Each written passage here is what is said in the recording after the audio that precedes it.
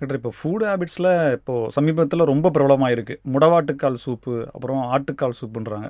இதனால் உண்மையிலேயே மெடிக்கலி ப்ரூவனா எதனா கிடைக்குமா? அதில் நன்மை அப்படின்றது கிடைக்குமா? மெடிக்கலி ஆஸ் அ ப்ரூவ் டாக்டராக நீங்கள் ஆன்சர் சொன்னால் சரியாக இருக்கும். இல்லை மெடிக்கல் ப்ரூஃப்னா கிடையாதுங்க. ஸோ இஃப் யூ வாஸ்க் என்ன சயின்டிஃபிக்காக இதெல்லாம் ப்ரூவனா கிடையாது. இதெல்லாம் ஒரு நம்பிக்கை அப்படின்னு தான் சொல்லணும்.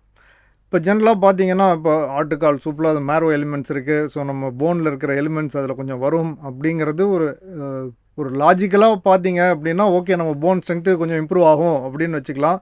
பட் இதனால் போன் ஸ்ட்ரென்த் இம்ப்ரூவ் ஆகுதா அப்படின்றது அதுக்குன்னு டேட்டாவே கிடையாதுங்க. அது ப்ரூவ் பண்ணுறதும் ரொம்ப கஷ்டம்.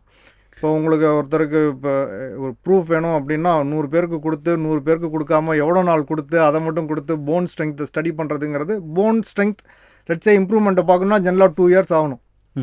ஸோ 2 இயர்ஸ் அவங்கள வந்துட்டு டெய்லி ஆட்டுக்கால் சூப் குடிக்க போகிறாங்களா அப்படிங்கிறது அடுத்த கொஷின். ஸோ இந்த மாதிரிலாம் ஸ்டடீஸ் கிடையாது. இதெல்லாம் மோஸ்ட்லி நம்பிக்கைகள் தான்.